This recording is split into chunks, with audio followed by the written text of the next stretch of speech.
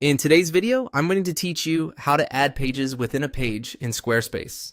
If you've ever wanted a tidy menu where one top-level item reveals several related pages underneath, this is exactly what we'll build using Squarespace's drop-down feature.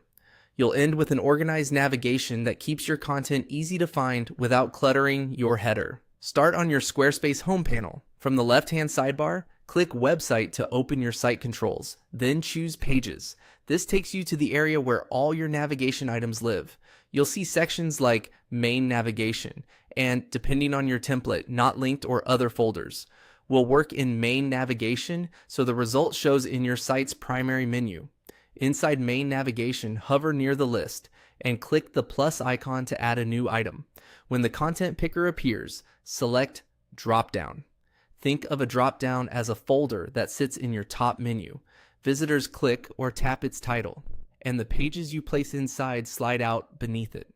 This method is Squarespace's built-in way to nest pages under a single label, ideal for services, projects, or resources.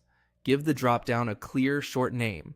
This label appears in your main navigation, so choose something your visitors will instantly understand. You can change it later, but naming it well now keeps your structure consistent and helps with accessibility and clarity. With the dropdown created, open it and click. Add page inside the folder. In the next panel, choose Add Blank, then pick Page. A blank canvas gives you full control over layout and content. Name this new page. The title will appear under the dropdown in your menu and will also generate the default URL slug, which you can refine later in page settings if needed. Repeat Add Page to create as many nested pages as your section requires. You can drag and drop pages to reorder them inside the dropdown, or move existing pages into it to streamline your menu. To build content, click any page to open the editor and add sections and blocks. When you're done, use Preview to test the dropdown on desktop and mobile.